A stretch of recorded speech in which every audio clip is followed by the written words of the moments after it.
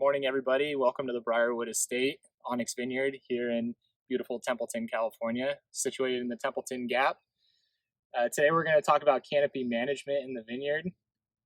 This time of year, as we're nearing veraison, our focus goes from shoot growth, canopy growth, and we start paying attention to the fruit clusters a little bit more. And the first two steps in that is what's called hedging. We'll come through and start removing the tips of these shoots. Otherwise, they're going to start crossing each other here and creating a really shady block. And otherwise, they'll keep growing upwards. So we'll come through with a machine or even by hand, come through and chop off the tips of the shoots just like this. And then the second part of that in canopy management is coming through and removing laterals. So one example is right here, coming off this main shoot is a secondary shoot going off to the side. That is what you would call a lateral. And really the effort in pulling off these laterals and hedging is just cueing the vine into what its job actually is. These are living things, and the way that you treat them, they'll know what their job is. If you just let them grow excessively, they're going to think that their job is to sprawl, to grow, to reach.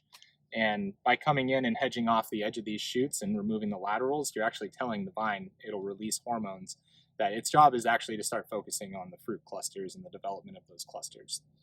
So as I said, we're approaching veraison here, so that's the perfect time to do that. This is telling the vine, hey, it's time to start focusing down low.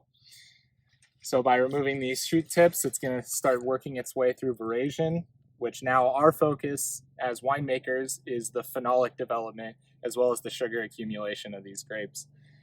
So when they start going through veraison, we're looking for sun exposure on those clusters for that phenolic development of the skins and seeds.